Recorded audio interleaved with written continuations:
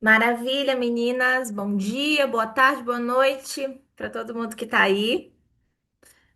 Feliz de ter essa oportunidade de, no finalzinho do ano, a gente estar trabalhando esse assunto, que na verdade é um assunto que emerge nesse tempo, né? Que a gente está realmente com o coração voltado para questões de finalizar alguns ciclos, iniciar outros. A nossa cultura, especialmente, né, as brasileiras, nós fomos criadas nessa ideia de que uma virada de ano pode simbolizar também uma virada de vida, e a gente fica nessa expectativa de conseguir viver isso nesse mês de dezembro, fica a retrospectiva e o planejamento. Vou compartilhar com vocês aqui a tela para que a gente avance aqui. Tudo jóia para vocês, ouvindo, vendo a tela direitinho, conseguem ver os slides? Sinalizem aí, por gentileza, beleza?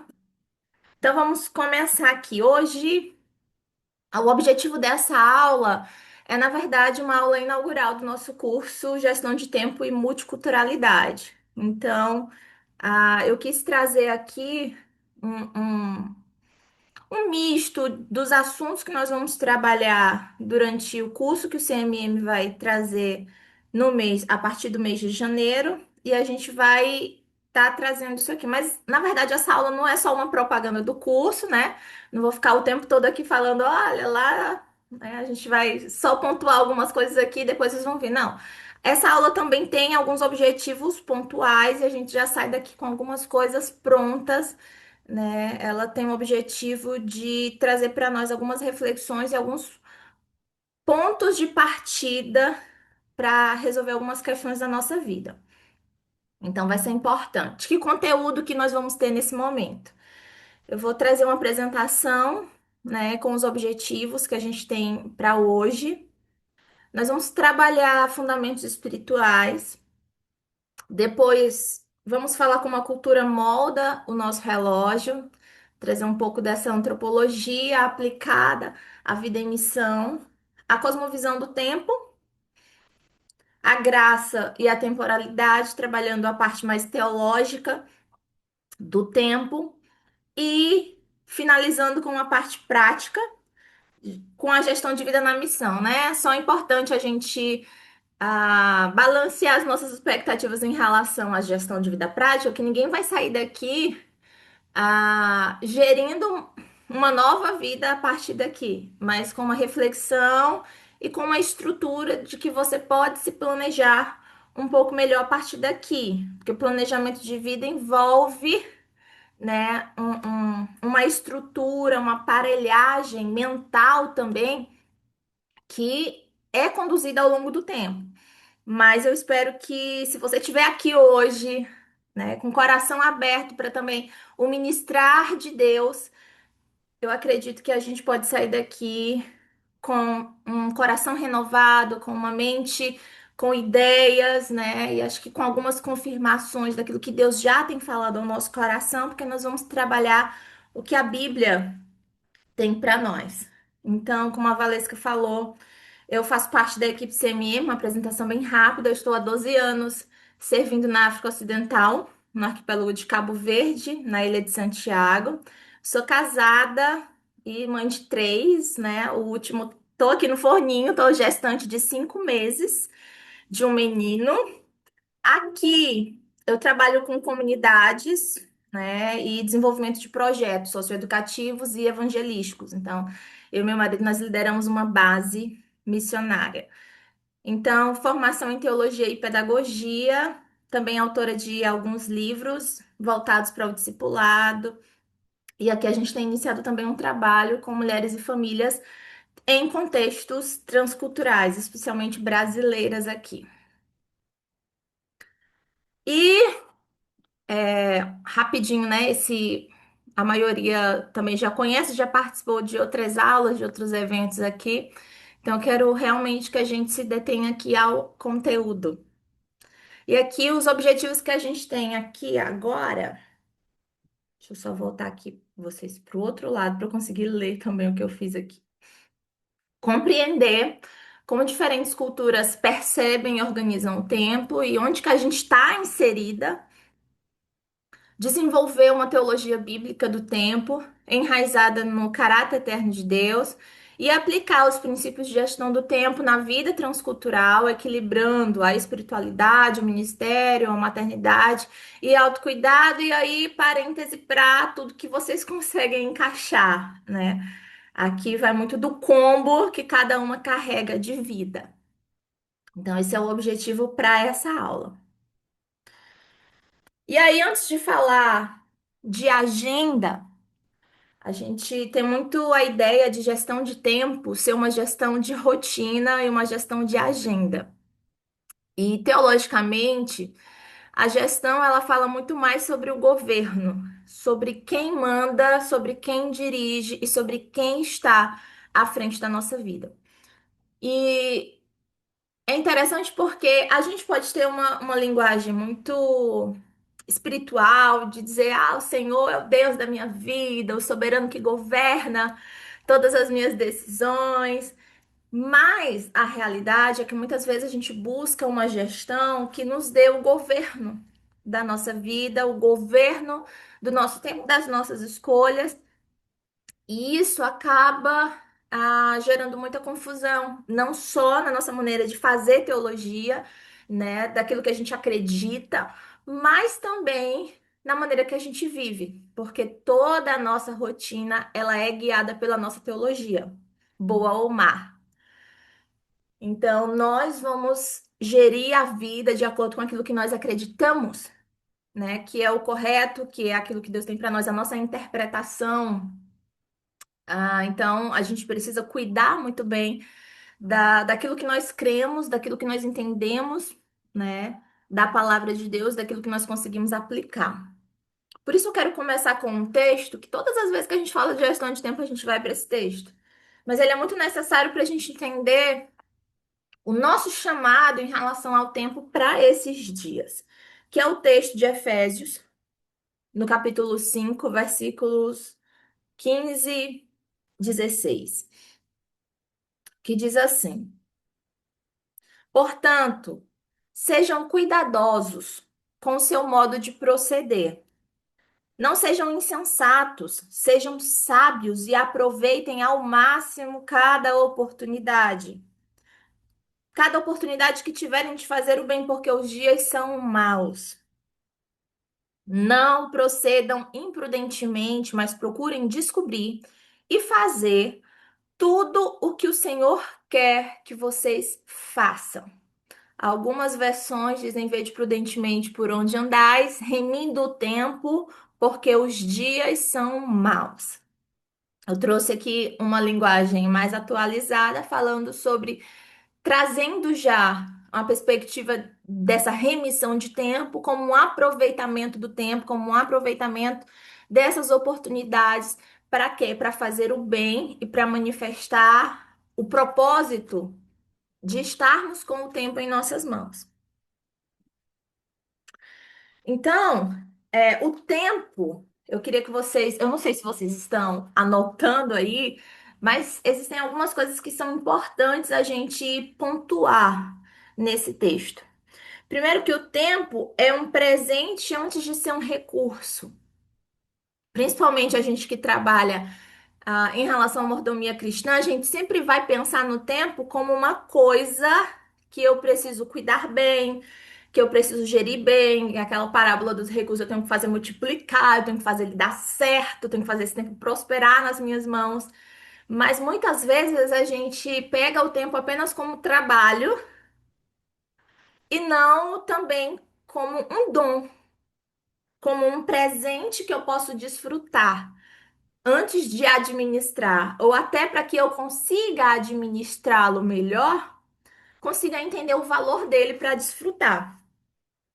Então, aqui a gente vê que o Deus que nos chama para as nações, ele não nos dá uma missão separada da vida. Isso aqui pode ser muito simples, mas entender isso vira assim uma chavinha na nossa cabeça de viver nessa perspectiva. O Deus que nos chamou para as nações, ele não nos dá uma missão separada da nossa vida. O que ele nos dá é um novo modo de viver a vida dentro desse tempo.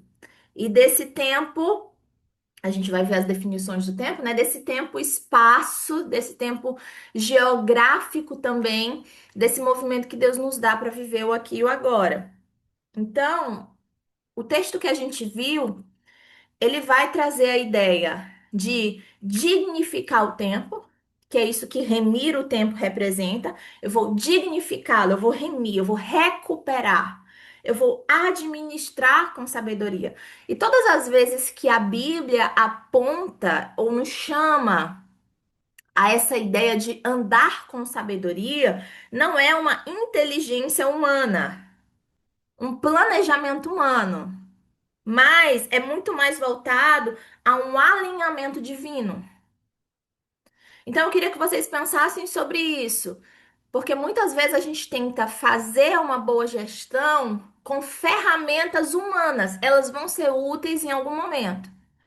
Mas para nós que vivemos uma vida para além daqui, e eu espero que você tenha uma vida assim, que a sua vida não seja só aqui e agora, que a sua vida seja para muito além daqui, todo o teu planejamento. Então, toda a minha agenda e tudo que eu faço, todas as decisões que eu tenho na minha vida, não são voltadas para essa vida. Eu tenho muito claro um pensamento de eternidade, que me governe, que governa a minha agenda, que governa os meus planos, que governam as minhas decisões. Então, eu gosto muito de uma percepção de Humberto Holden, um filósofo e teólogo, que ele fala que a nossa estrutura de felicidade, ela está muito ligada à nossa dimensão de tempo e espaço. Se eu considero a minha vida apenas essa linha passageira aqui na Terra, eu vou me condenar a um sofrimento muito grande, porque tem muita coisa que eu não vou conseguir realizar aqui. A, a minha limitação de tempo é muito menor que a linha do meu desejo. Então, quando eu me percebo como alguém que existe na eternidade e que aqui eu vivo apenas uma passagem, que essa é apenas uma parte da minha existência total, então eu consigo dignificar. Eu consigo então cumprir o que a palavra me ordena de remir este tempo pequeno, parte da minha existência, não toda a minha existência. Então eu vivo não só o meu tempo no campo que eu estou, mas o tempo que eu estou aqui na terra, o tempo que Deus me dá nessa finitude, para que eu cumpra o propósito que Ele estabeleceu para mim. Então a gente está aqui no mundo das ideias ainda, nada muito prático, mas a gente precisa chegar primeiro no ponto central do que a gente está estudando aqui. Então a gente vai falar dessa nossa chamada ao alinhamento divino, que é a nossa proposta aqui, que não é. Quando Paulo está falando aqui aos Efésios, Paulo chama a igreja para viver em lucidez espiritual, em dias maus. Olha, vamos despertar, porque os dias que nós estamos vivendo não são dias fáceis. E nós precisamos discernir qual é a vontade de Deus para nós nesses dias. Paulo está falando aqui numa linguagem espiritual. E ele diz: você precisa estar atento ao que Deus quer. E muitas vezes, para isso, a gente precisa calar a boquinha do nosso coraçãozinho que sonha, sonha, sonha, quer, quer, quer. É um poço de desejo sem fundo do que a gente quer realizar, do que a gente quer conquistar na vida, do que a gente quer mostrar no mundo. E a gente precisa conseguir silenciar isso para ouvir o que que Deus quer nesse tempo que eu tenho. Então, não é a habilidade de antecipar o futuro, sabe? De com cálculos humanos desenvolver um planejamento, mas é uma sensibilidade espiritual para viver esses processos.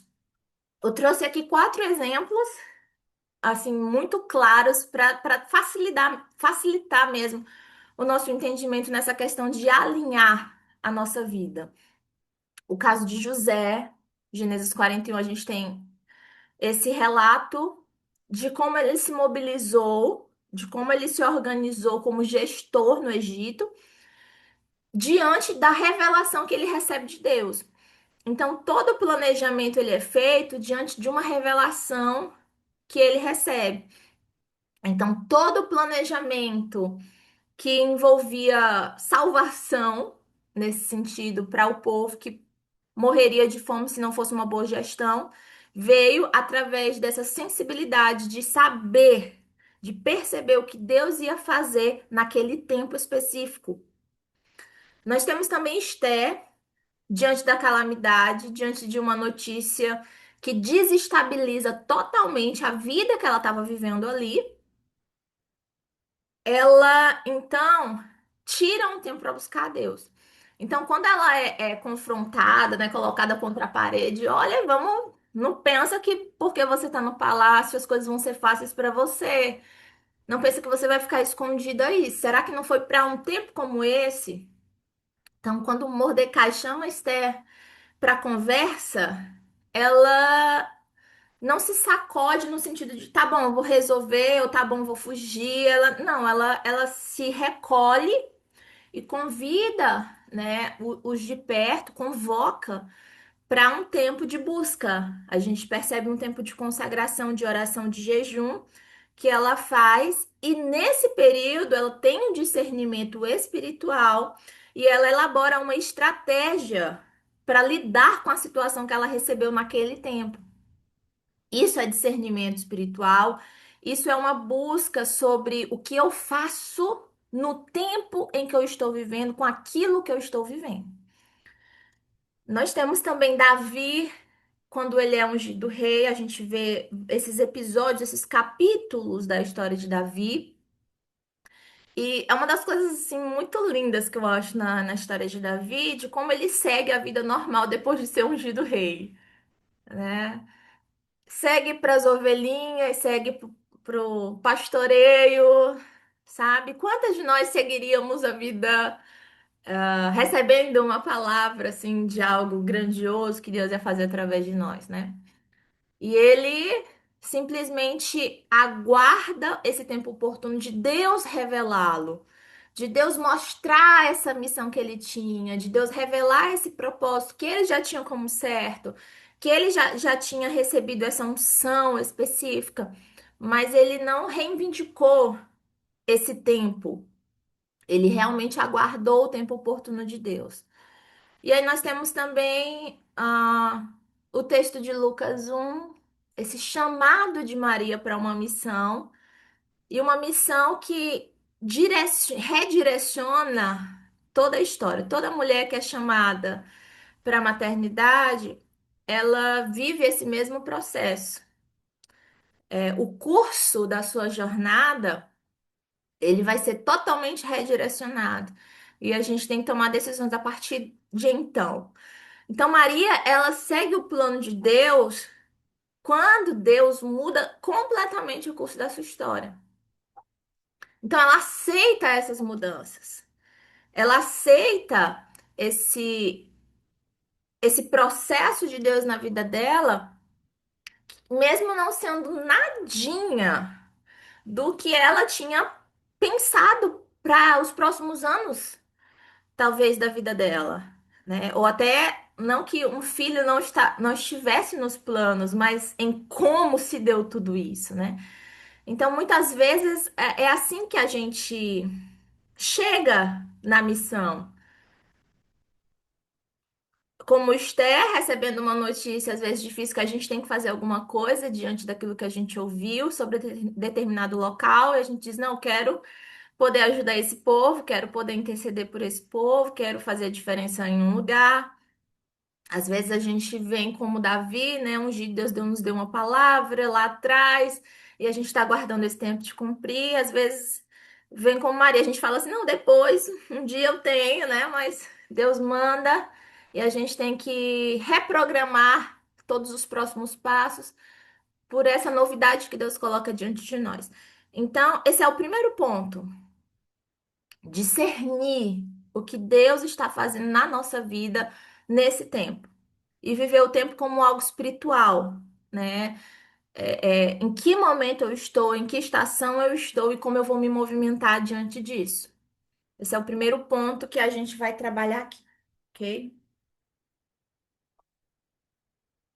Então, nós vamos falar aqui agora, essa segunda parte, né? A primeira foram os fundamentos espirituais. A gente está seguindo aqui o que eu falei para vocês na introdução dos objetivos que a gente tem com essa aula. Então, falamos dos fundamentos espirituais e agora vamos falar sobre como a cultura molda o nosso relógio, de como o lugar que a gente está a movimenta, de certa forma, como a gente pensa a vida e como a gente se movimenta nela.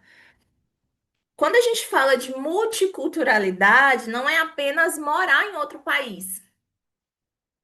A gente está falando sobre incorporar linguagens, símbolos, ritmos e prioridades que são diferentes do nosso lugar de origem e que vão modelando quem a gente é e a nossa identidade também.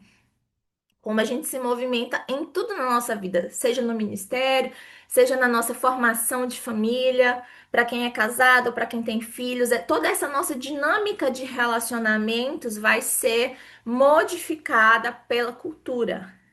E assim como nós temos esses choques culturais com diversas questões, a maneira como as culturas que nós nos envolvemos lidam com o tempo, isso vai nos afetar também.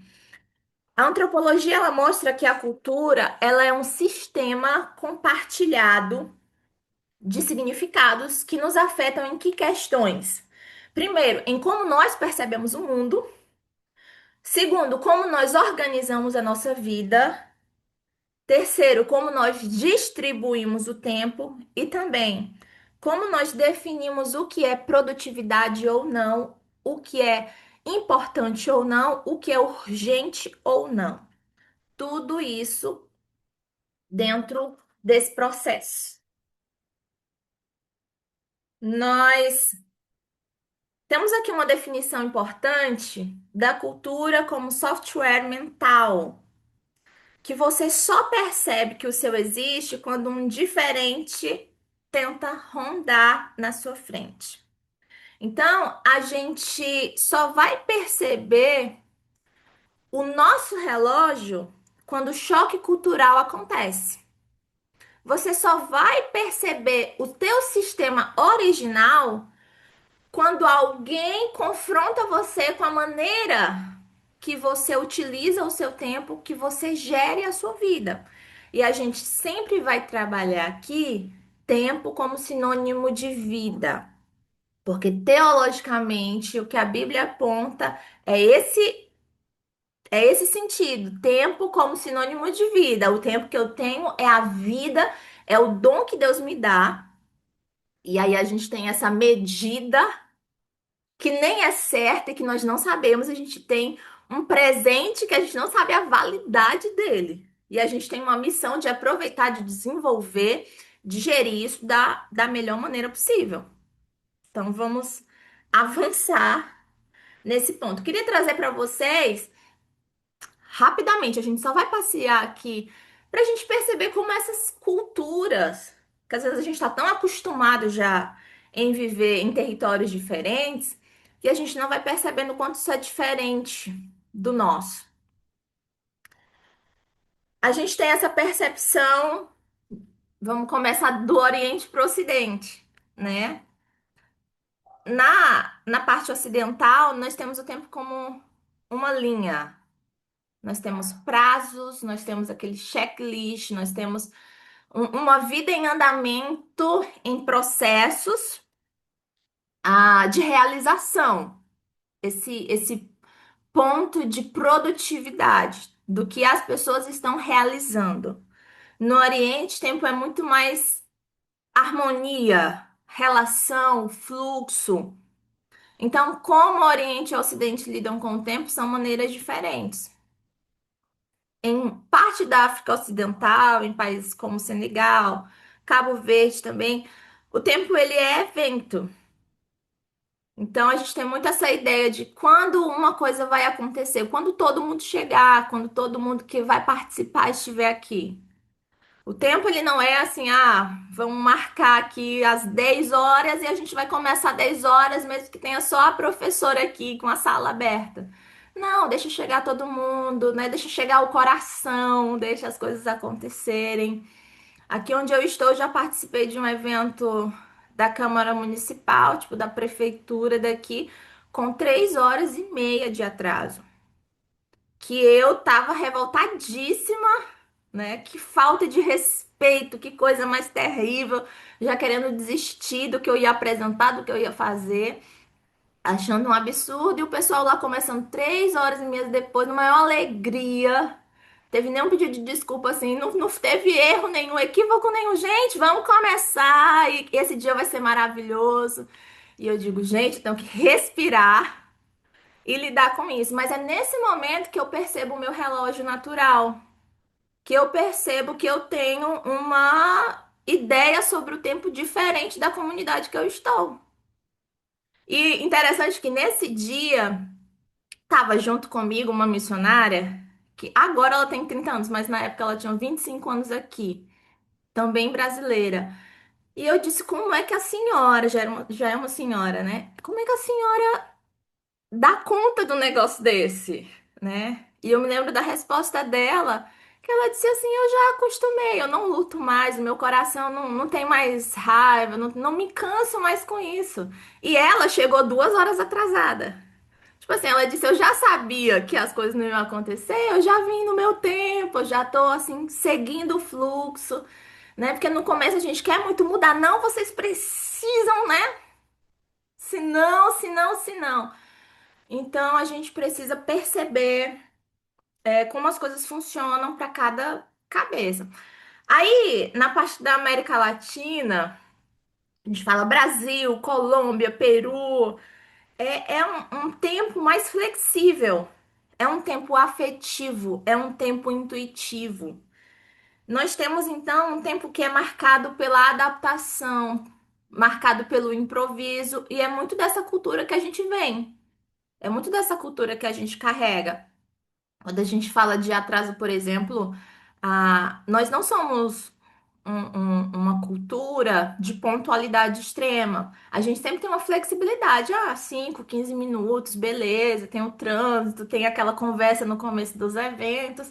Então a gente tem essa coisa calorosa também do tempo, mas tem essa questão da intuição, de quando as coisas devem realmente começar. Mas em culturas como a do Japão, por exemplo, o tempo ele é estruturado e socialmente coreografado. Então, o tempo ali, a pontualidade, por exemplo, é um dever moral. E um atraso numa cultura como essa é visto como um desrespeito coletivo. Então, como a gente vai lidar com isso? Como a gente vai lidar com pessoas nessa cultura? Quando a gente fala dos indígenas, a gente tem o tempo natural, sazonal. A gente vê um tempo que é medido pelos sinais da natureza. Então, quando vem o fluxo dos peixes para pesca, quando é a época da chuva, quando tem a mudança da lua. Então, as coisas que eu realizo vêm dos sinais que a natureza dá. Então, não é o relógio físico aqui que tem autoridade. A gente vê a criação dando ritmo para as coisas. Aí nós temos culturas como a dos Estados Unidos, que o tempo ele ele é avaliado, né, de acordo com o nível de produtividade. É um tempo produtivo orientado por metas. Time is money. Então, esse é o discurso dos americanos. O tempo ele é um capital. O tempo é dinheiro. Então, como que eu posso fazer mais em menos tempo?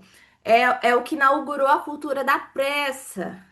E muitas culturas estão, assim, adaptando, principalmente no mundo dos negócios, né? Essa cultura de uma produtividade daquilo que eu faço com o meu tempo, que o meu tempo, ele só tem valor e dignidade quando eu realizo alguma coisa que se pode ver ou além, né? Que se possa mensurar financeiramente. Se eu produzir valor econômico com aquilo que eu fiz com o meu tempo. E aí, em culturas nessa parte do Mediterrâneo, Grécia, Itália, Espanha, nós temos uma palavrinha que eu acho tão bonita, o tempo saborizado. E esse tempo saborizado é o tempo que se vive com prazer. É a cultura do café demorado, das longas conversas, de refeições extensas, muitas, né, partes da refeição. É uma vida ritmada pelo encontro. É uma população que anda, que caminha muito mais, que dialoga muito mais, que tem esse tempo para as refeições. E isso é diferente, né? Porque a gente vai pegar uma cultura americana do fast food que você vai ali tomando um café na rua, né? Típico de filme americano. A pessoa saindo correndo com um café na mão, derramando, ou com um hambúrguer, andando, dizendo que tá almoçando. Então, são contextos diferentes, lidando com essa vida comum diferente. A ideia aqui não é pontuar, isso aqui é lindo, isso aqui é horrível, mas é dizer que cada cultura ela nos ensina a medir o tempo de um jeito diferente. E que esse é o nosso contexto, certo? E aí, como mulheres multiculturais, a gente pode pensar o quê? Que a gente, se eu não tiver todos esses relógios culturais funcionando, e se eu não corresponder a todos eles, eu tô errada, eu tô encrencada, não vou conseguir lidar. Na verdade, a gente não precisa corresponder a todos os relógios culturais. O que a gente precisa é reconhecer. Reconhecer os relógios que estão próximos de nós, o nosso pessoal, e escolher o ritmo que a gente vai viver. E escolher como isso vai impactar ou não a nossa vida. A antropóloga Ruth Benedict, ela fala que a cultura, ela é a lente pela qual a sociedade dá forma à vida. Então, isso também altera o ritmo que a nossa vida é vivida. Isso trabalha muito o que a gente chama de cosmovisão. Nós temos também um antropólogo, Paul Ebert, que ele também é missionário. Ele ensina que para servir bem a uma cultura, primeiro é preciso enxergar o próprio coração fora da própria cultura. Então, identificar esse processo de identificar o meu próprio relógio, identificar os meus próprios padrões e aquilo que me marca na passagem do tempo e na vivência do tempo, essas coisas são fundamentais para que a gente consiga conviver com as outras culturas. E aí a gente entra nessa terceira parte da cosmovisão do tempo, que é justamente desvendando como que a gente pensa o tempo. Qual que é a ideia que a gente tem sobre o tempo? Há mais de uma maneira de viver as horas, de ver as horas e de usar essas horas que a gente tem. Aí aqui a gente vai falar um pouco. ah, Em filosofia, a gente estuda muito essa questão da fascinação dos gregos pelo tempo. E a gente tem. Eu trouxe três definições importantes aqui, duas a gente conhece muito mais. A gente fala do Cronos, que é esse tempo cronológico, quantitativo dos anos que a gente tem, dos dias, como a gente se organiza em calendário, né? As semanas, os meses, os anos, como a gente estrutura tudo isso. Kairos, a gente tem então um tempo que é qualitativo, um momento chave, um oportuno, a gente trabalha o Kairos muito mais espiritualizado, né? Mas para os gregos, esse Kairos era o momento chave, um momento de virada, um momento de oportunidade. Espiritualmente, a gente trabalha o Kairos como o tempo de Deus, né? Como um tempo que Deus invade o nosso tempo e muda alguma coisa dentro do nosso tempo cronológico. O Kairos é como se fosse a invasão do tempo de Deus no nosso Cronos. E o Aion, ele trabalha a definição da eternidade. O tempo que não se pode medir, onde todos os outros tempos estão nele. Então, Nós temos aqui um tempo que não se mede, um tempo que se contempla, um tempo que se desfruta. Muito desse contexto que Paulo vai trazer de tempo como um dom, como algo que eu recebo de Deus e que nos livros de sabedoria, Salomão também vai falar desse uso de gestão como desfrute. Ele, olha, eu já tentei fazer muita coisa, né? Como ele termina Eclesiastes lá. Tem algumas definições que eu cheguei, tentando de tudo, enriquecendo e namorando bastante, aproveitando várias coisas da vida e vários caminhos, e eu trouxe para vocês aqui um resumo do que realmente vale a pena vocês investirem. Então, é basicamente isso, é um tempo que sustenta todos os outros. E a conclusão que Salomão tem é assim, ó, tema a Deus e tome esse tempo que você tem nas suas mãos, que você nem sabe exatamente quanto é, e aproveite as coisas boas da vida, as coisas simples e coisas cotidianas que ele diz. E na vida, muitas vezes a gente está nessa corrida que o mundo está de buscar ainda o que que realmente vale a pena, né? É uma carreira, é ter uma família, é ter um grande romance, é ser reconhecida por alguma coisa, e a gente vai correndo atrás de tudo isso. O mundo está nessa corrida. Então, a vida é sobre ter uma boa alimentação, a vida é sobre ser fitness, a vida é sobre estar com a terapia em dia, a vida, sabe, a gente tem hoje sim acho que não dá nem pra dizer inconscientemente, porque já tá no consciente coletivo, né? De que a gente tem uma listinha pra dar check de muita coisa que a gente não dá conta, que nem é humanamente possível. No curso eu vou trazer um estudo que eu acho fabuloso de um professor nos Estados Unidos, que ele trabalha o tempo como objeto de pesquisa e toda a demanda que hoje socialmente se coloca para uma pessoa viver. E ele faz contas matemáticas. Olha, se você realmente for viver de uma dieta que é ideal para você, se realmente você for passar na academia, o tempo que você deve passar na academia, se realmente para ter um casamento saudável você tem que tantos minutos estar com o seu cônjuge para, sabe, aprofundar a sua relação, para ter um tempo de intimidade. Ele vai dizendo tempo com os filhos para educar os filhos, um tempo para cuidar de você mesmo, um tempo para estudo, para trabalho, ele vai colocando isso e a conta, né, é mais ou menos umas 60 horas por dia que dá nesse estudo. E eu acho isso fantástico porque todo mundo vende a ideia de que tudo isso é possível fazer em 24 horas. Se vire, dê conta, sabe? Faça e acontecer.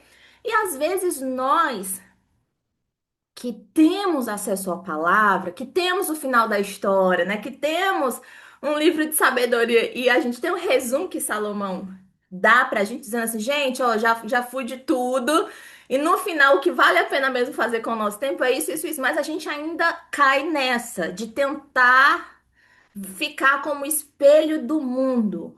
Testando um monte de coisa que o mundo tá testando, correndo atrás, experimentando essas coisinhas aí, que no final das contas, não nos dão o que realmente nós precisamos. E é importante a gente ter um pouco de realidade dessa dimensão de tempo e de que tempo é esse que nós estamos vivendo. Porque o que a gente é convidado a viver, estamos no Cronos, mas também vivendo o Kairos, vivendo esse Aion também. Tudo isso, a gente está dentro dessa eternidade, vivendo uma temporalidade passageira. E a gente precisa encaixar essa ideia inicialmente para que ela se dissolva em uma vida prática. Então, é essa teologia nossa que precisa ser ajustada para que se torne então agenda, mas agenda é depois. O fluxo da vida ajustado, o planejamento, a organização, ela vem depois dessa teologia estabelecida. Qual é o relógio do meu coração? Eu tenho vivido para a eternidade, ou eu tenho vivido para os meus projetos aqui, para fazer o meu nome aqui, para fazer o meu ministério aqui. Então, acho que o ponto que a gente vai trabalhar aqui, a pergunta não é como eu posso fazer mais? A pergunta não é como que eu organizo o meu tempo, porque todas as vezes que eu trabalho gestão de tempo, a maioria das pessoas elas vêm com essa ideia. Eu preciso me organizar, porque parece que eu não dou conta de fazer todas as coisas. E não é para isso que a gente organiza o tempo. Não é para caber mais afazeres, mas é justamente para que a gente movimente a pergunta, que a gente mude o disco. E a gente comece a falar assim: o que que Deus quer que eu faça nesse tempo específico da vida, nesse campo cultural específico que Deus quer de mim? É muito mais voltado ao discernimento espiritual. E não o como cabe mais, como eu posso ser mais forte, dar conta de mais coisas. É o que Deus quer de mim. Será que tudo isso que eu faço é o que Deus quer de mim? Será que tudo isso que eu mostro é o que Deus quer de mim? Eu acho que essa pergunta direciona muito mais a gente para aquilo que Deus tem. E aí eu vou finalizar com essa frase do teólogo Herman, que ele diz: Deus ele não está acima do tempo como quem o observa. Ele está acima do tempo como quem o rege. E é aqui que a gente entra na quarta parte do nosso tempo, falando de teologia do tempo, falando da graça e da temporalidade. O tempo, ele não nos pertence. Esse é um ponto chave da teologia do tempo, que o tempo ele é um dom de Deus que nos é dado, nos é entregue, é um presente que a gente recebe. Mas a gente não domina esse tempo. Tanto que eu falei que é um presente que a gente recebe que a gente não tem a datazinha de validade. Algumas pessoas acham que seria mais fácil se a gente tivesse uma data de validade. Toma lá, você vai viver 50 anos. Toma lá, você vai viver 100 anos. Mas seria angustiante demais, na verdade. É uma proteção e uma bênção muito grande a gente não ter essa data. Porque imagina o nível de angústia que a gente ia viver a nossa vida aqui, sabendo, meu Deus, eu só tenho mais 20 dias, eu só tenho mais 5 anos. Deve ser muito desesperador. Mas Deus nos dá esse gostinho de, olha, não sei exatamente, mas cada dia conta e pode ser muito importante para essa minha experiência aqui. Então, entender essa soberania de Deus no tempo, ela é central, porque ela vai definir o meu papel no gerenciamento do tempo.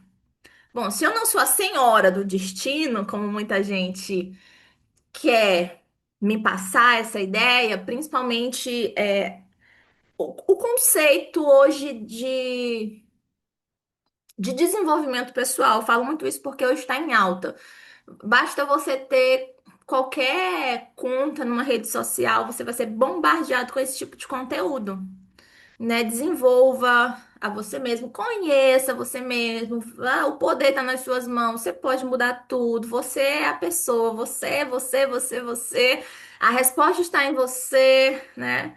Só vire uma chave em você, a sua vida, quem resolve é você, quem governa é você, né? Seja o protagonista da sua vida. Esse é o discurso que é todo dia, em qualquer frasezinha bonita que a gente vai vendo ali no nosso feed, é esse tipo de conteúdo que está formando, né, a nossa mente.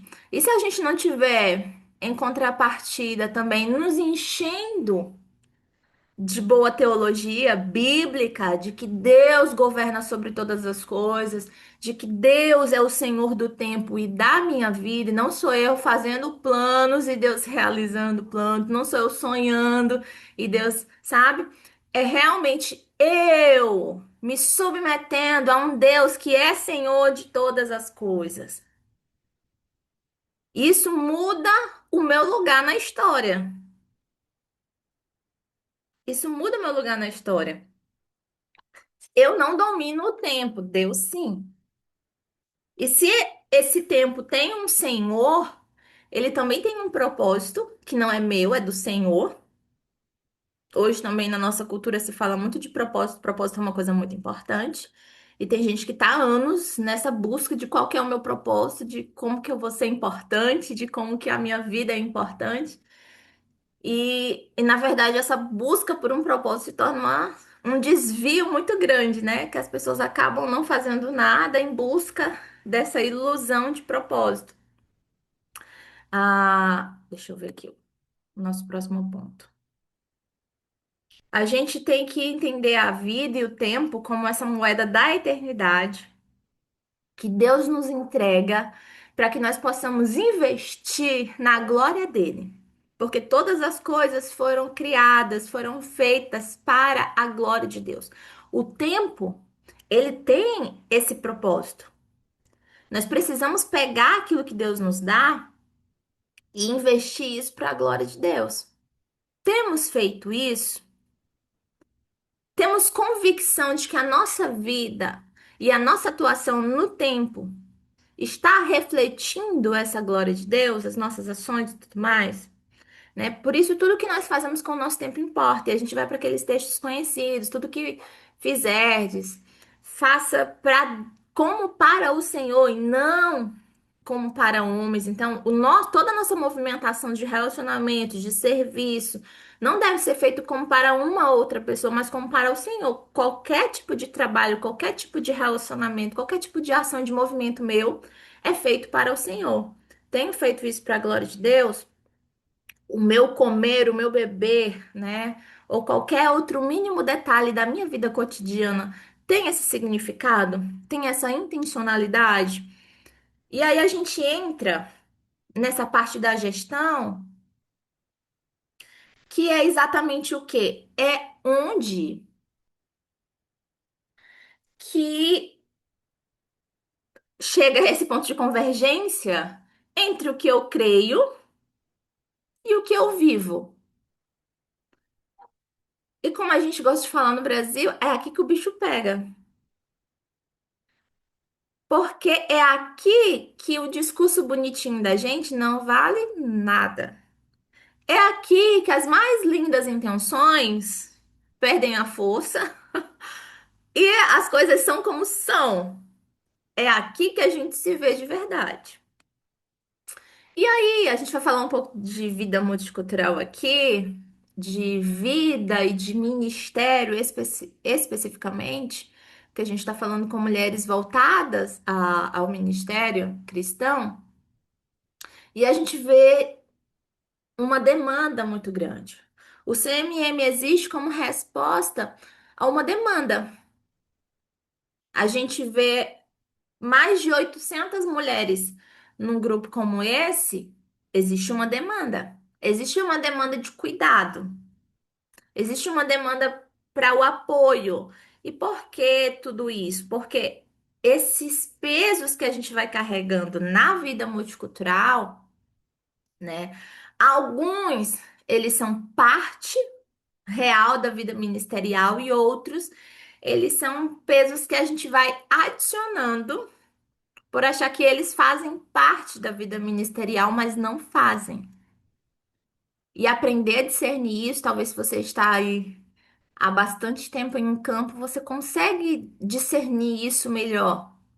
Talvez você já tenha tido seus momentos de crise, os seus momentos de pausa, os seus momentos de rever tudo que você faz e fazer uma limpa, né? E de ver realmente aquela perguntinha que a gente colocou lá atrás. Não como eu posso gerir o meu tempo para fazer mais coisas, mas como eu posso usar o meu tempo para fazer exatamente o que Deus quer que eu faça, sem me preocupar com a minha reputação. Sinceramente, eu acho isso uma das coisas muito difíceis, muito difíceis. Se você é uma mulher como eu que ama trabalhar, que ama usar os seus dons e seus talentos, que ama desempenhar algum papel, eu acho que se autolimitar nesse sentido, trabalhando essa linguagem do que a gente sente mesmo, né? Quando a gente vai parando alguma coisa que a gente quer muito fazer, mas que não é exatamente o que Deus quer que a gente faça, gera uma dor real. Gera uma dor real. Mas será que a gente está disposta a renunciar gostos? de como a gente quer aparentar para os outros, como a gente quer mostrar o nosso ministério, o nosso fruto, né, do tempo que eu estou no campo. Olha só o que o meu trabalho fez, olha só o que eu consegui realizar. Acho que isso vai muito dessa humildade que a gente vai gerando no nosso relacionamento com o Senhor. E à medida que a nossa identidade vai sendo firmada nele e não nas coisas que a gente faz. Eu sei que esse é um discurso assim, né?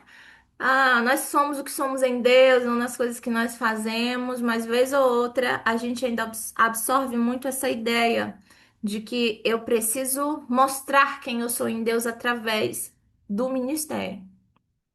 E tudo isso cansa muito, porque caminhar numa performance cansa e nos leva à exaustão.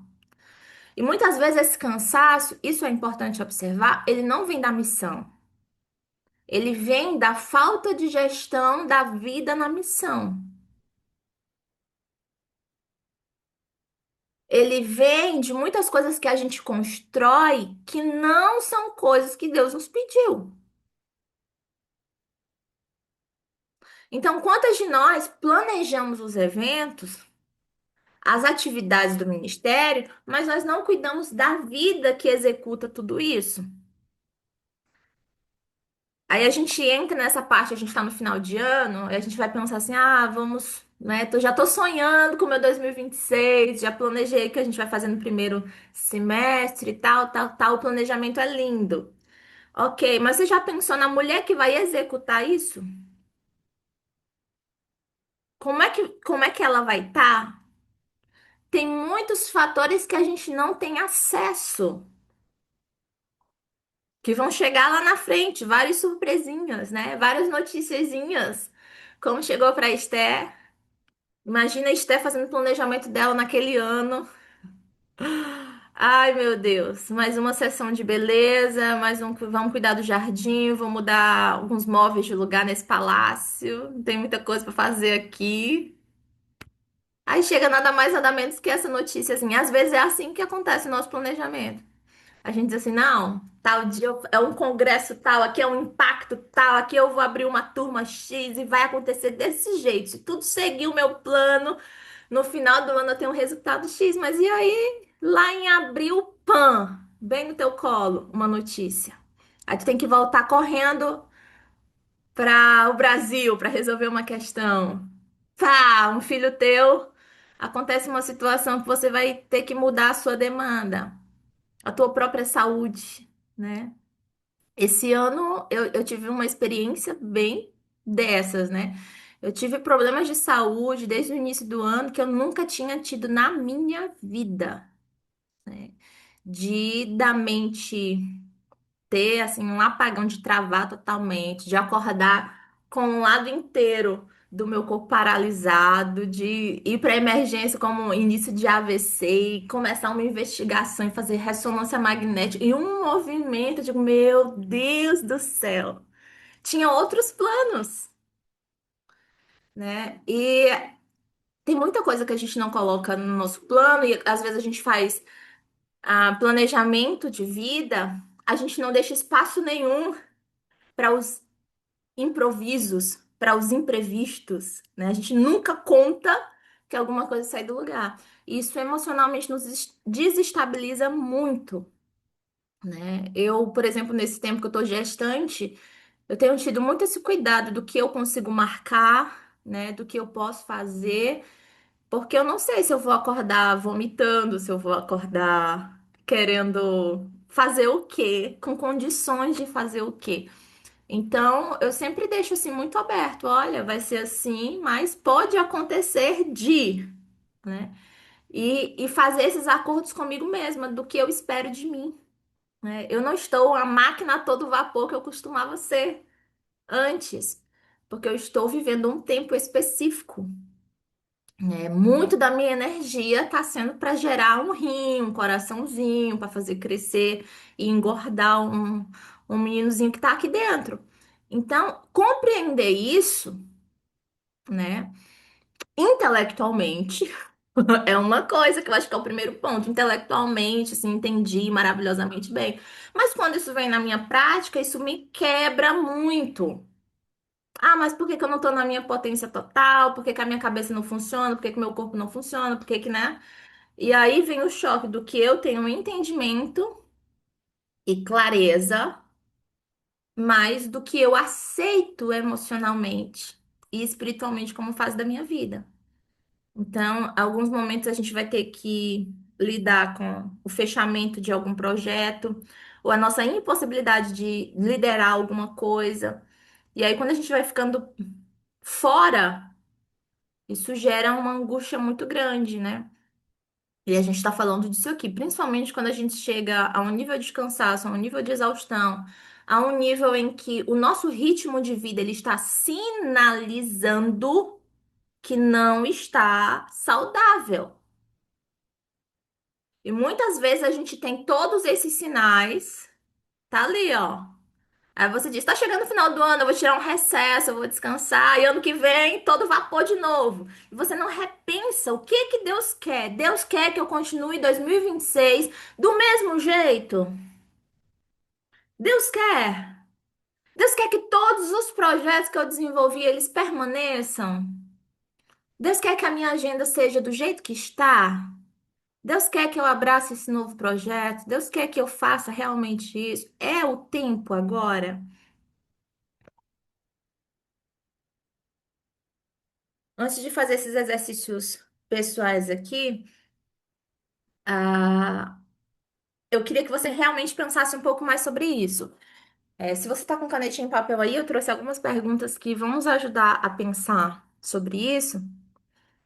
E elas são para agora, mas elas são muito mais para depois, né? Para o seu tempo de solitude, talvez para o seu tempo de meditação aí, para você ir alinhando todas essas informações. Porque a verdade é que a gente não planeja só a missão ministério falando, né? Mas a gente também precisa planejar a vida dentro da missão, porque a gente é boa de desenhar projetos, calendários, as metas, os relatórios, as atividades, mas a gente não consegue desenhar e desenvolver esse nível de ecossistema que vai dar sustentação a tudo isso. O que é esse ecossistema que eu preciso criar? E é muito isso que a gente quer gerar nessa formação que é mais longa que a gente vai fazer, é como que eu posso criar esse ecossistema de uma vida que se sustenta e de um ministério que se sustenta e não na minha cabeça. Muito importante, né? Porque tem muitas de nós, eu já sustentei muito ministério em cima da minha cabeça. E às vezes a gente vive, né, com as dores que a gente mesmo inventa, porque a gente quer carregar coisas. Então, nós não vemos o ministério, mas nós não vemos essa mulher que precisa existir dentro dele. Nós visualizamos a ação, mas não os bastidores internos que possibilitarão que essa ação seja saudável, frutífera e espiritualmente íntegra. Nós construímos as estratégias, mas nós negligenciamos a estrutura emocional, física, relacional, espiritual que deveria sustentar essa estratégia.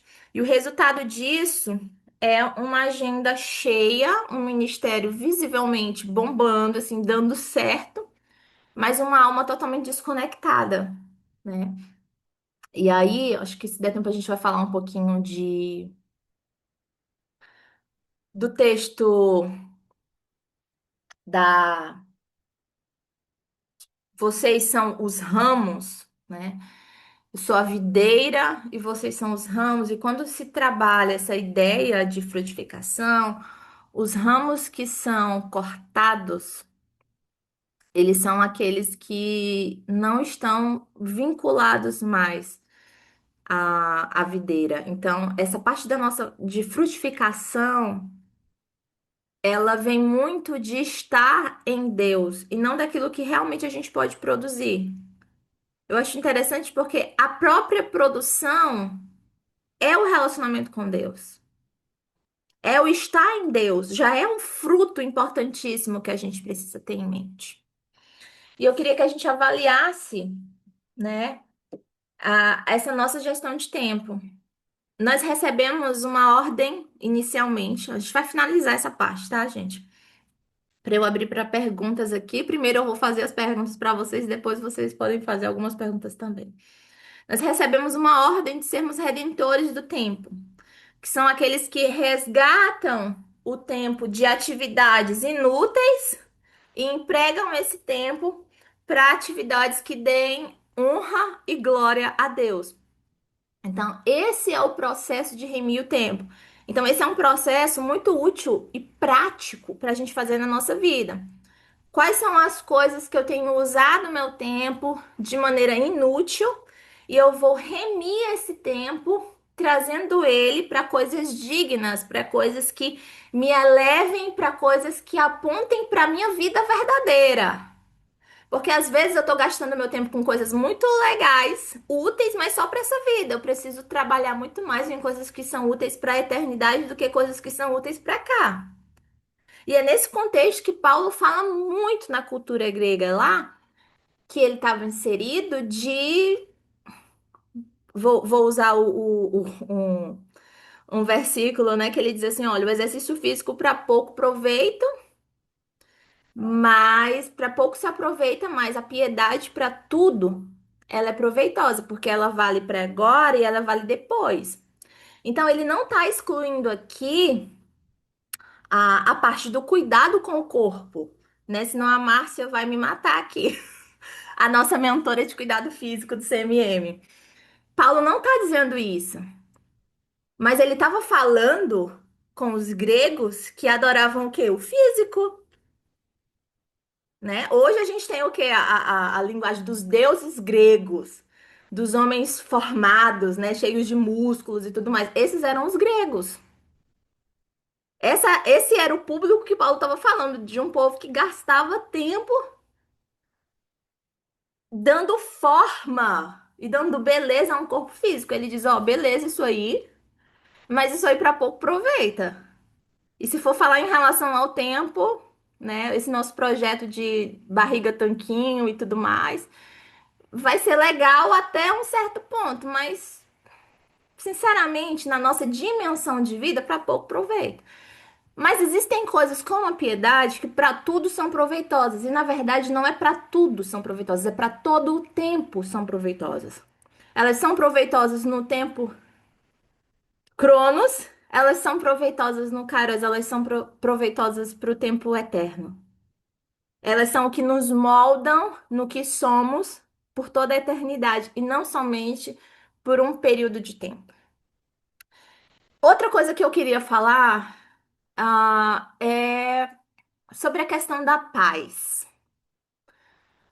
E o que eu quero falar com isso, gente? Muitas vezes as pessoas buscam na gestão de tempo paz, buscam na organização paz. Claro que, por exemplo, eu não sei vocês, mas sabe quando a gente arruma a casa, faz uma faxina, a gente não tem uma sensação de paz, assim, com aquela coisa. É quase um culto ao lar, né? Assim, de você faz aquilo ali e diz assim: Meu Deus, meu sonho é viver num lugar assim pra sempre e tal.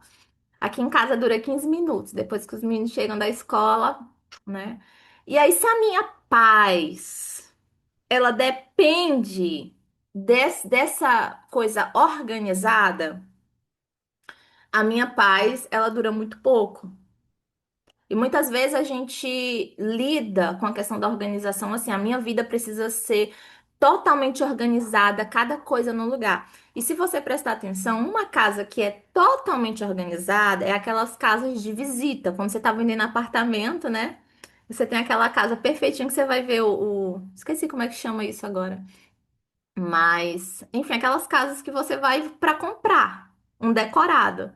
Mas vida real, onde tem gente vivendo, tem uma certa bagunça. Tem um copo fora do lugar porque tem alguém comendo, tem alguém bebendo água, tem alguém caminhando, tem alguém que tira um sapato, que muda de roupa. E essas coisas simplesmente demonstram que existe vida acontecendo nesse ambiente.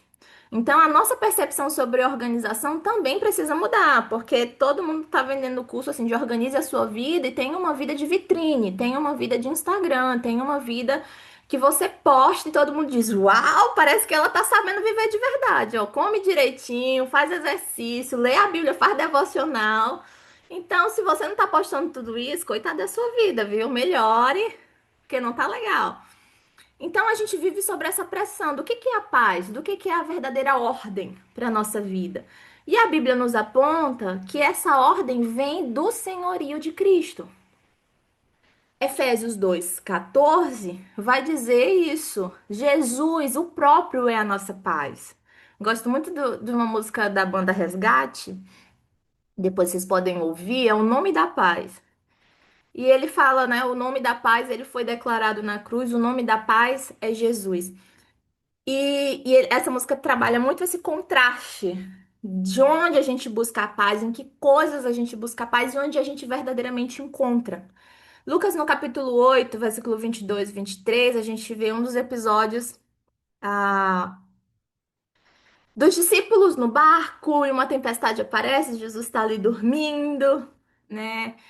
E primeiro eles se desesperam e eles vão ali tentando resolver, tira uns baldinhos de água e entra mais água, né? E é muito parecido com como a gente tenta resolver nossa vida também, né?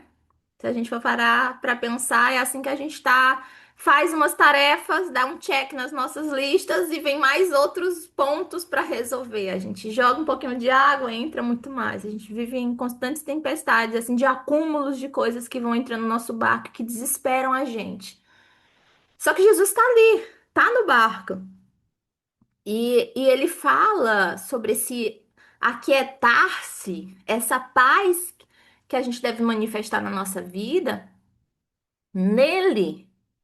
E só então, de apaziguar os corações, ele então diz: Ó, mar, vamos, né, sossegar e vamos, né, resolver a questão aqui. Mas esse sossego, ele precisa vir do senhorio de Cristo. É quando os discípulos dizem assim: Senhor, não te importa que morramos aqui, Senhor, né, tô recorrendo a ti. Também me lembro muito, falando de tempestade, capítulo 1 do livro de Jonas. A gente também observa uma tempestade que é conduzida soberanamente por Deus, que é uma tempestade que visita Jonas na desobediência dele, na fuga dele. E a fuga de Jonas nunca foi geográfica, simplesmente. A fuga dele era uma fuga da entrega de vida. Eu gosto muito de quando o texto relata que os marinheiros eles sabiam que aquela tempestade ela não era natural. Porque eles eram marinheiros, eles tinham como ofício aquilo, né? E eles sabiam que aquilo não podia.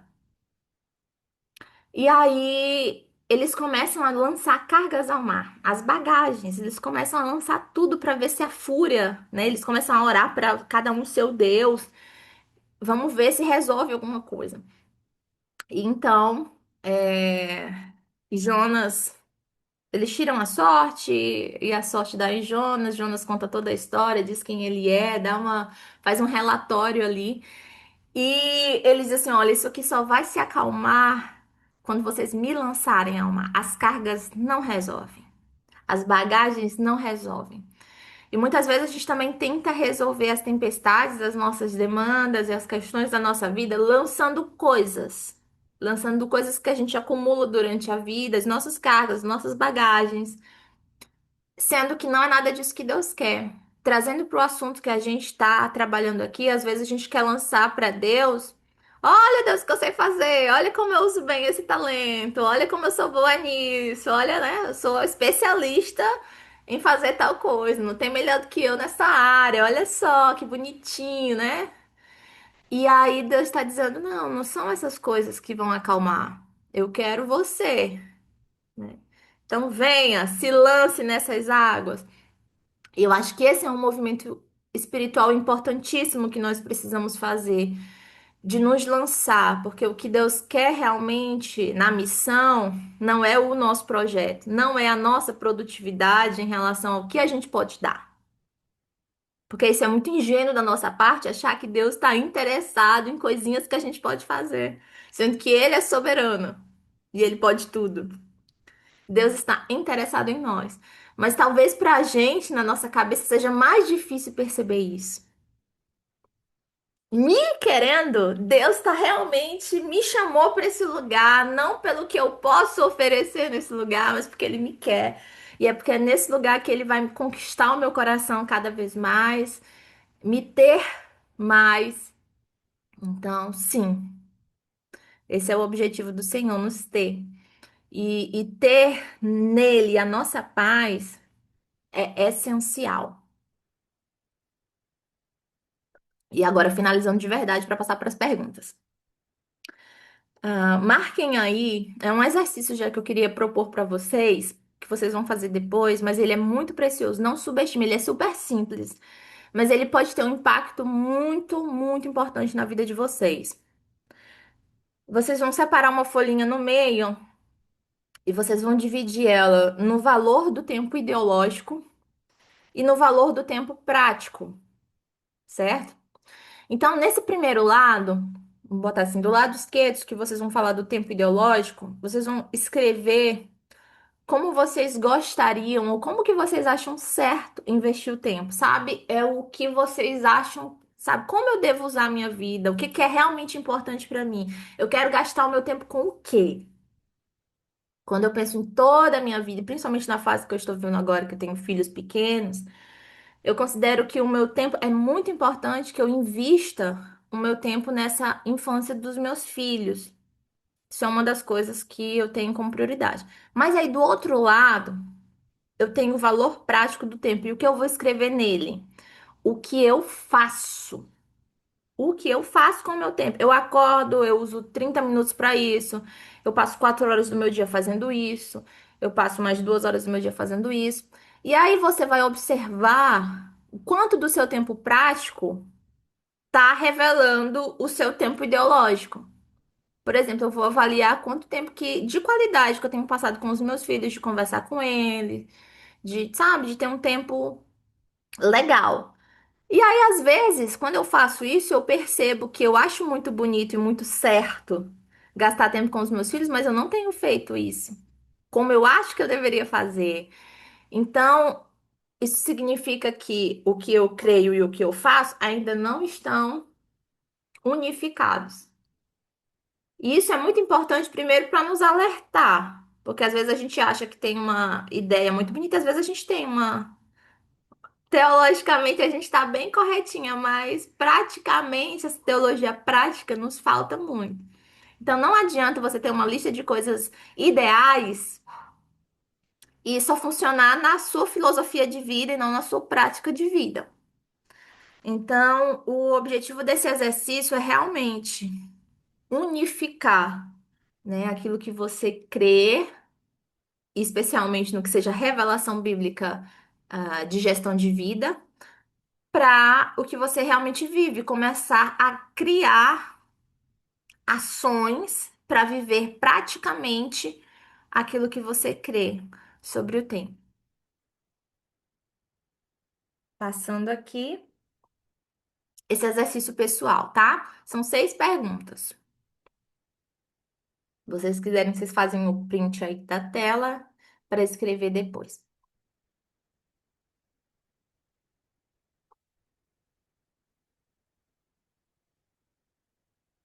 Primeiro, esse exercício pessoal. Primeira pergunta.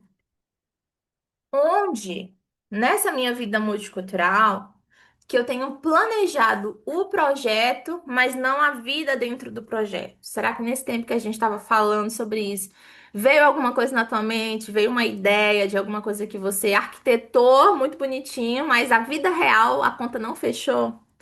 Então, nessa pergunta, você tem que refletir sobre áreas em que você às vezes funciona no automático ou apenas reage às demandas. Será que essa é realmente a vida que Deus quer para você, no seu trabalho, no país que você está? Lidando com as demandas que surgem ou se preparando para elas? Uma outra pergunta: em quais aspectos eu ainda confundo produtividade com espiritualidade? Então, existe alguma parte do seu ministério que você realiza mais por pressão ou por autoafirmação do que por obediência, do que por convicção de chamado? de missão? Será que mesmo falando que a sua identidade vem de Deus, será que em alguns momentos não vem aquela ideia de que eu preciso mostrar serviço? Eu preciso realmente mostrar que eu tô aqui, sinalizar para mim mesma, para aqueles que estão perto de mim, para aqueles que estão longe, que o meu trabalho está sendo bem sucedido, que vale a pena investir na minha vida aqui, porque eu sou uma bênção nesse lugar.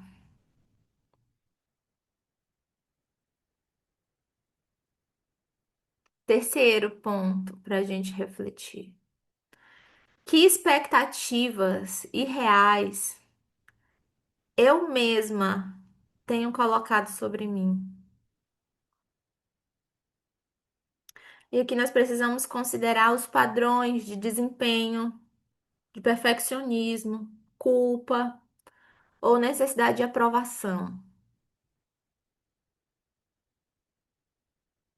Que expectativas eu coloco sobre mim no ministério que eu desempenho, na cultura em que eu estou? E a gente está falando aqui exatamente de performance. Que performance é essa que eu espero que eu tenha, às vezes no meu próprio lar? Que esposa é essa que eu idealizo ser? Que mãe é essa que eu idealizo ser? De onde que vem esse padrão?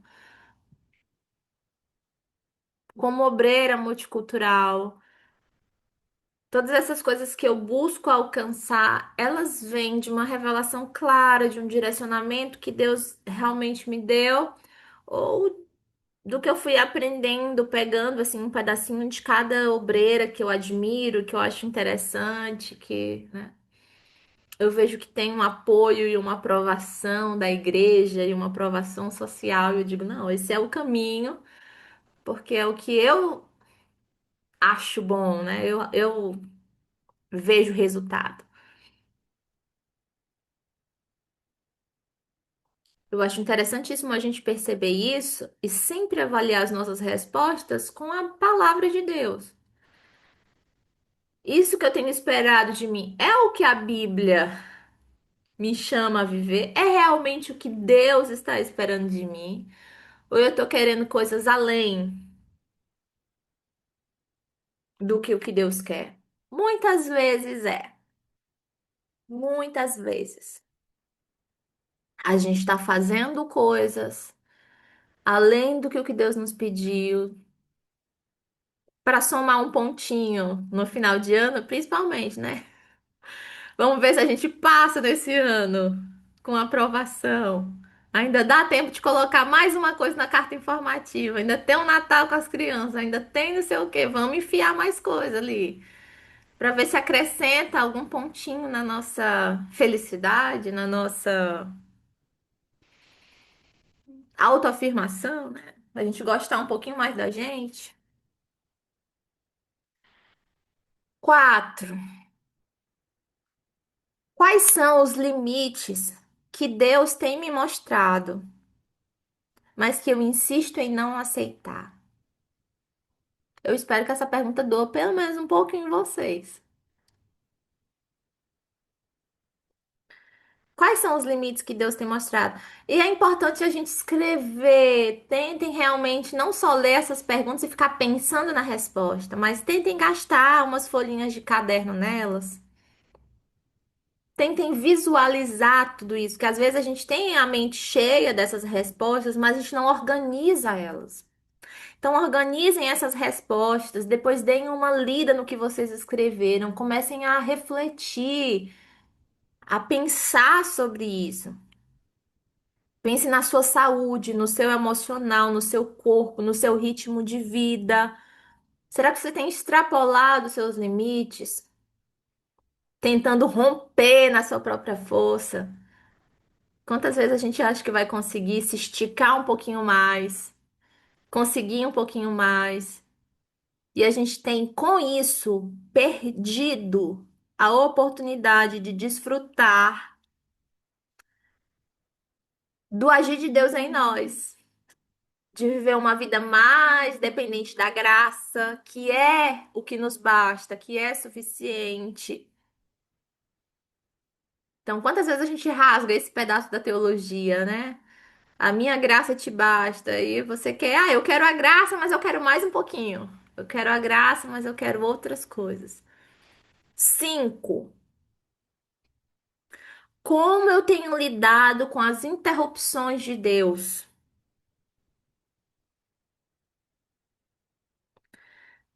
Essas interrupções, elas podem ser com coisas desafiadoras, mas elas podem ser também com coisas boas, mas que simplesmente não nos deixam seguir um ritmo de antes.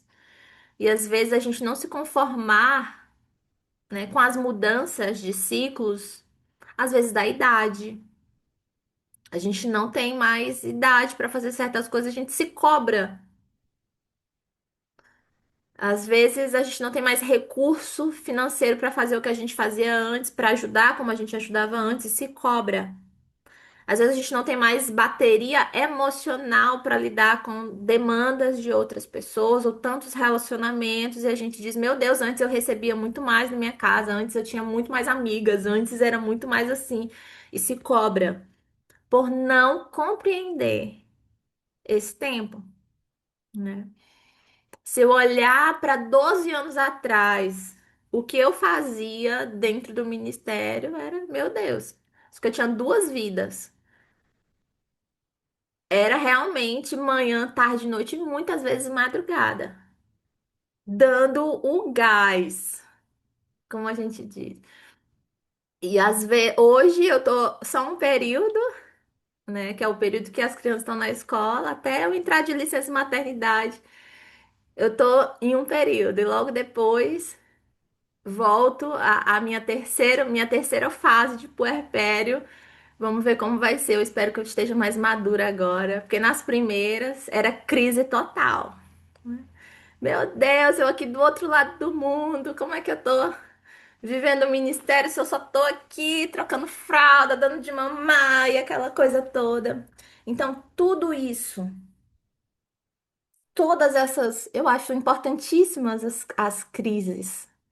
Porque elas revelam tanta coisa pra gente que tá no nosso coração, que às vezes os tempos mais calmos não nos mostram. E a gente vai vivendo muito superficial em tempos tranquilos, né?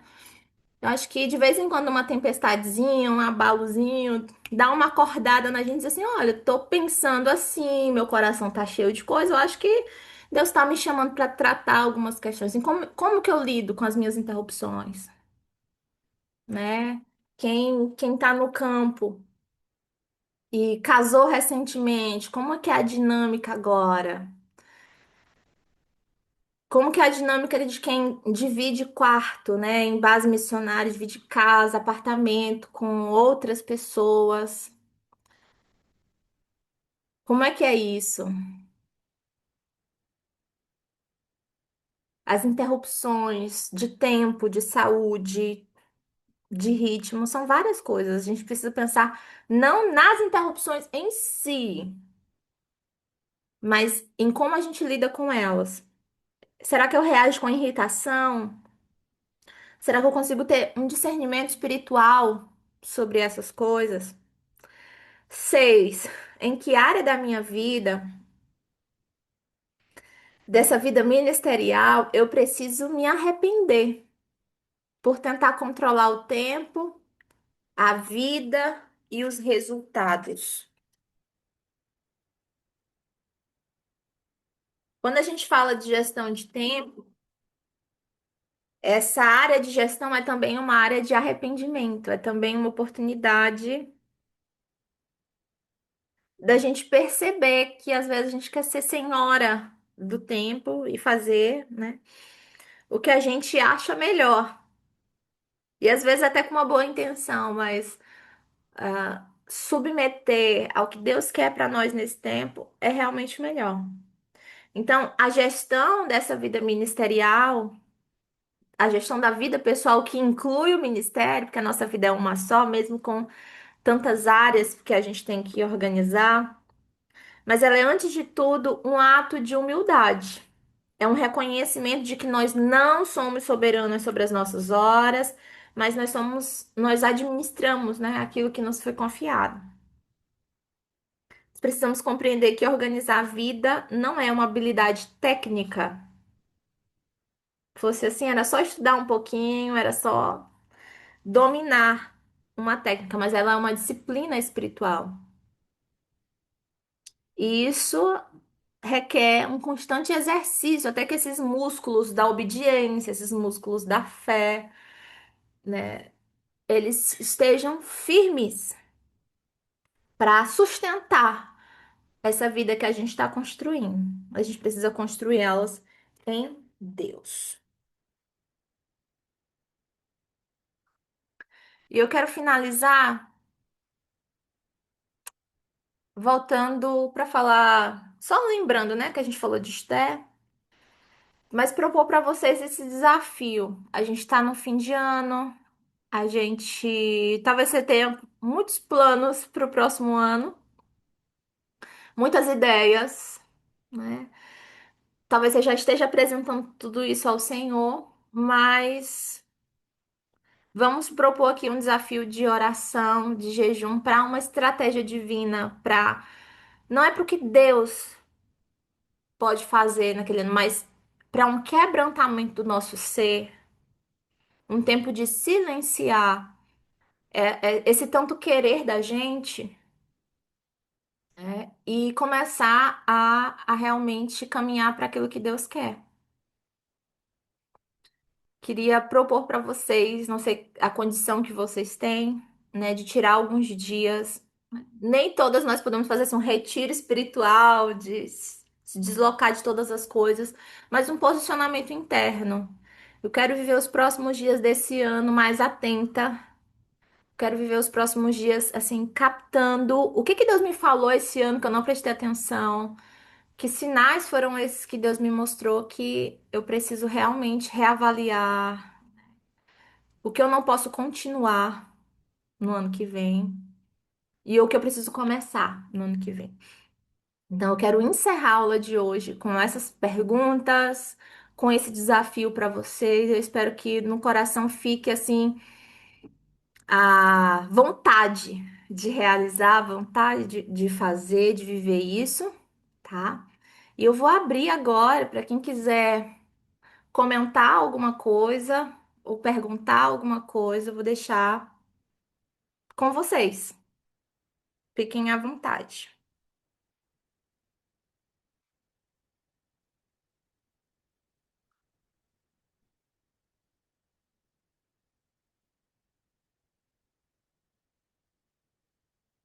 Alguém?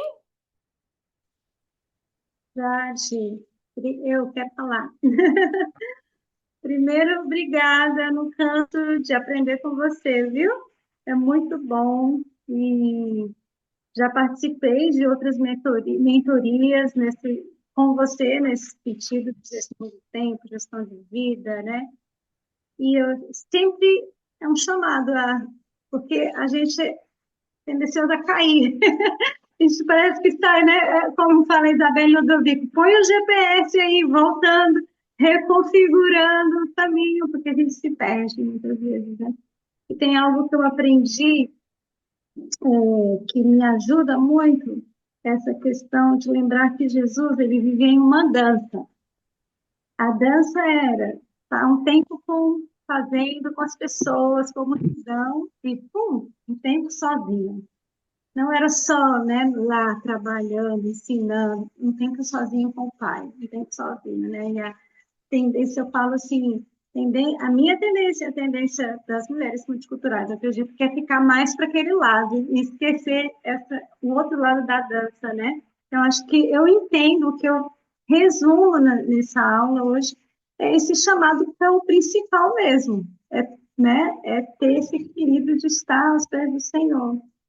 E a outra coisa que, assim, que eu, para mim também foi muito libertador, agora eu já tenho, não tenho mais filhos pequenos, mas lembrando das crises, né, desse tempo, de estar cuidando de criança e tudo, foi quando um dia eu ouvi, eu não lembro onde eu ouvi, quem falou, mas chegou naquele dia para eu me libertar das minhas crises.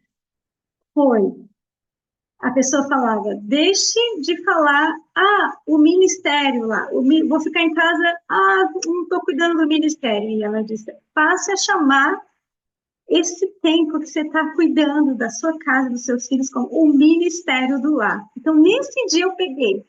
E aí eu comecei, falando, ministrando para o Senhor. E até às vezes, quando eu me sentia cansada, eu falava em voz alta, Senhor, é para o Senhor.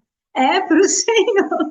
Isso aqui eu estou ministrando para o Senhor. Me ajuda. E isso me ajudou muito. Então, assim, querendo compartilhar a minha experiência, né? Talvez possa ajudar a outras meninas que estão passando ainda nesse período, que é muito, nos faz entrar em crise, realmente.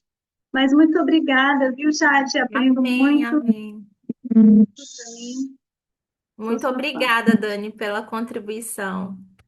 Sempre bom te ouvir. Mais alguém?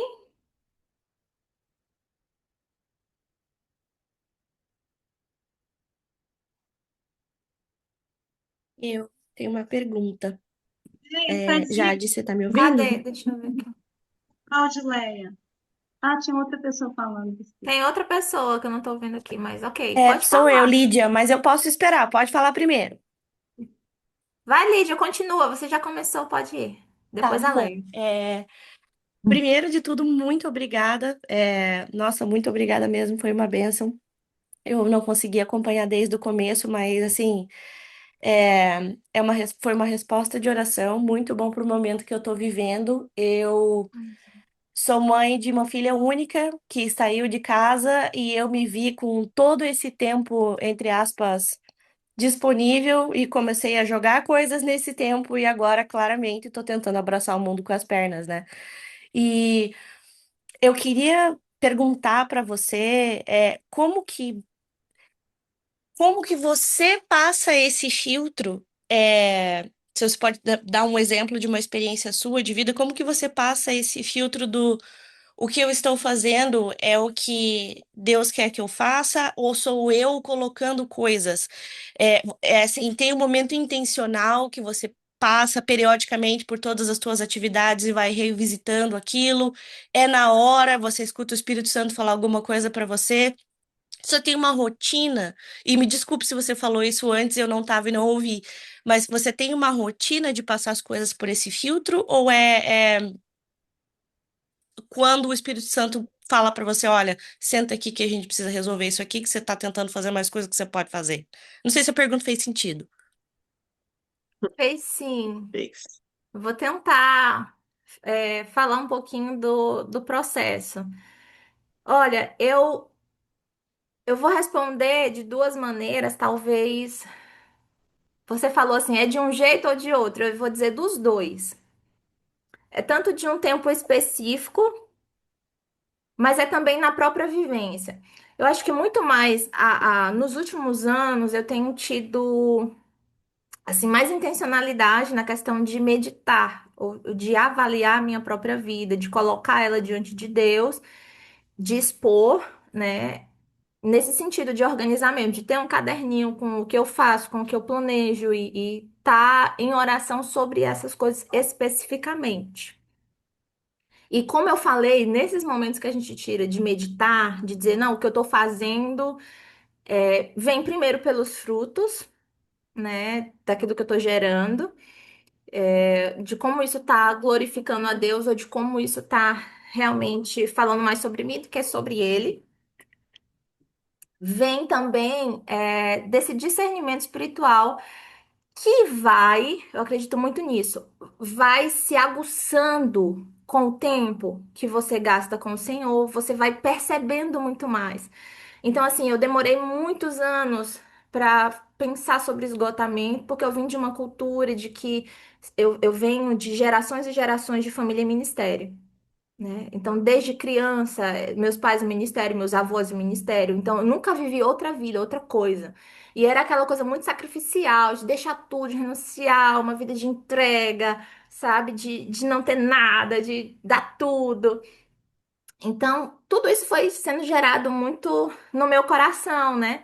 E assim, para eu chegar às minhas próprias conclusões, não vivendo no automático do que a minha geração vivia, né? Do que os meus ancestrais, né? Vou falar essa linguagem assim, já viviam, quebrar alguns ciclos também, foi pensando, foi nesse meu relacionamento com Deus. Eu digo, não, talvez Deus não exige. tudo isso de mim, né? Talvez todas essas renúncias que eu já dei, que os meus pais deram, que os meus avós deram, não fossem todas exigidas pelo Senhor. Não é só o sofrimento, porque assim, no início do meu ministério eu tinha que sofrer para estar vivendo o ministério de verdade. Então, se eu não estivesse sofrendo, se eu estivesse vivendo assim uma fase muito boa, eu ficava pensando, meu Deus, eu tô fora da vontade de Deus. O negócio não tá, né? Porque a minha referência era sempre Paulo e era sempre naufrágio e apanhar e açoitar. Se eu não tivesse nesse negócio, eu não tava. Então, assim, essas reflexões elas vão mudando e vão pensando. Mas eu vou te dar uma mais, tentar você pedir um exemplo, né? Eu tô falando assim de relacionamento com Deus e de uma vida assim mais voltada a pensar e não só fazer. E eu sou uma pessoa muito prática, eu faço muito desde sempre, eu gosto dessa vida movimentada de fazer, fazer, eu sou uma fazedora, mas eu tenho me exercitado, como eu tenho mais a tendência de fazer do que assim de ser, de pensar, de existir, sabe? Eu tenho me policiado assim de marcar momentos assim, semanais, de pensar na minha agenda, de ter um tempo comigo e com o Senhor, né? Mas, por exemplo, nessa fase que eu tô na minha vida, eu tenho um filho de 6, uma de que vai fazer 4 na próxima semana e esse bebê aqui. E uma das coisas que tem me ajudado a discernir o tempo de Deus pra mim é o seguinte: eu tenho me perguntado uma pergunta muito simples que norteia hoje a minha vida, que é o que eu só posso fazer agora? Tá? Então, eu tenho aqui no meu computador 9 abas de livros que eu iniciei. Eu tenho 5 livros publicados. Eu amo escrever e é, assim, uma grande paixão. Quero muito terminar. Eu tenho 9 livros aqui em andamento. Tem um que tá 90% que eu queria muito lançar esse ano, mas foi uma coisa que eu interrompi. Que era até um livro sobre maternidade. Resumo da ópera. A pergunta que eu faço é: eu não consigo fazer o livro e lidar com as demandas da minha gestação e da questão que eu falei, né, de enfermidades e tal, desse ano. Qual que é a pergunta que eu costumo me fazer? O que é que eu só consigo fazer agora? E quais são as coisas que eu posso fazer depois? Porque assim, eu tenho muita convicção de que a escrita faz parte do que Deus quer pra mim. Não é uma ideia que eu inventei na minha cabeça. Eu tenho muita convicção de que isso é um ministério. Como eu tenho convicção que a maternidade também é.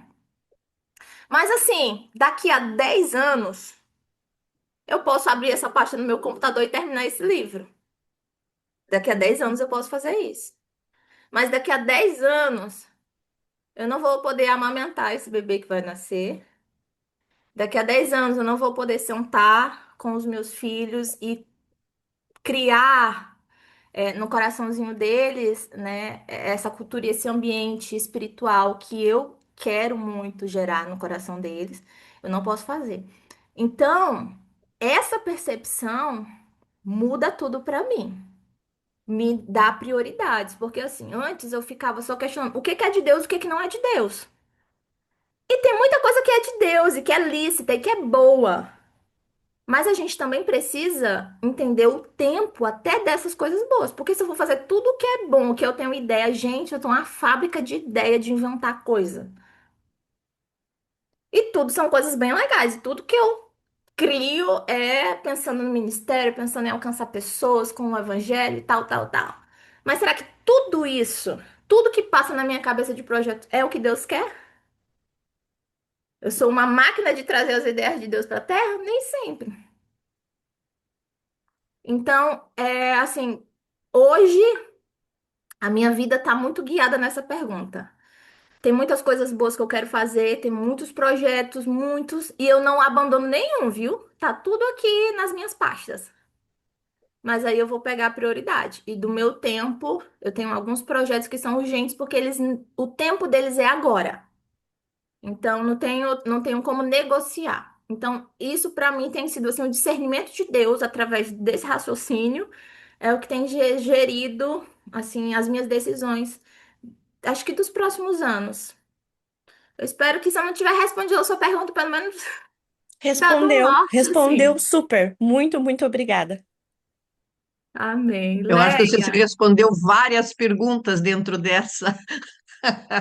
Ai, muito 10, sensacional. Eu acho que esse texto que você trouxe de uma reflexão do ser e fazer, maravilhosa, porque a gente cai no fazer o tempo inteiro, e daí o que que eu faço, como que eu sou dentro desse fazer, né? Mas o nosso tempo agora cronológico terminou. E nós precisamos dar continuidade nas atividades do nosso dia a dia. Mas antes eu tenho alguns lembretes. Então, meninas, vocês estão convidadas para participar do curso que a Jade vai iniciar agora em janeiro, né? Um curso de gestão de tempo, aonde ela vai ampliar muito tudo isso que a gente escutou agora. E tem algumas surpresas para vocês. A gente, o curso vai ter 3 módulos, confere aí, Jade, 3 módulos com 10 encontros, né? Distribuídos entre janeiro e fevereiro, né? Confere. E ele tem um valor de R$ 235, mas para todas vocês que estão participando aqui, a gente tem um cupom, que é um cupom CMM15, que vai dar 15% de desconto nesse período de dezembro. Então, corram para fazer as suas inscrições, preparem os seus cadernos, porque muita coisa boa a Jade vai trazer para nós. E a gente quer agradecer, Jade, pelo teu ministério, porque você nos ensina a ser dentro do fazer. E isso é muito bom. Com certeza eu vou anotar as perguntinhas e já pensando, preciso de uma revisão. Então, meninas, nós tivemos um tempo muito abençoado, né? A Valesca colocou ali no chat o link do curso e vocês podem dar uma olhada lá e a gente continua, tá bom? Vamos orar agradecendo esse tempo maravilhoso que Deus nos proporcionou. Amém, amém. Sim. Senhor, nós queremos agradecer, Senhor, porque o Senhor é muito bom.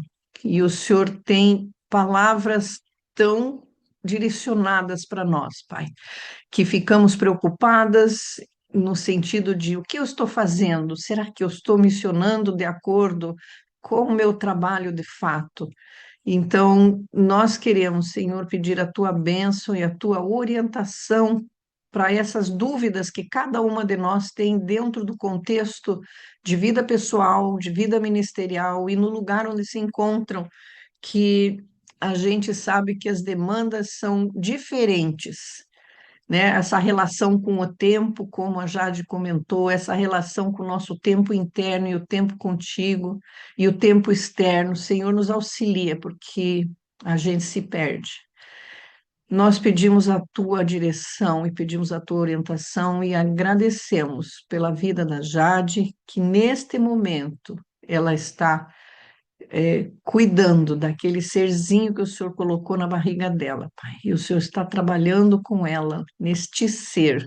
Agora, ser mãe, ser uma gestante e também ser uma mulher que multiplica aquilo que o Senhor tem dado para ela, Senhor, de criatividade e de experiência e de tudo que o Senhor tem proporcionado para ela. Senhor, dá uma boa gestação, em todo o tempo, Senhor, uma boa chegada do bebê na família, com os irmãozinhos. E nós agradecemos, Pai, por esse tempo aqui, tão precioso. E em nome de Jesus é que nós fazemos esse agradecimento e pedimos as tuas orientações. Amém. Amém, glória a Deus. Um abraço, meninas. Muito bom o nosso tempo. Que Deus abençoe vocês. Tchau, tchau. Obrigada. Deus abençoe. Tá?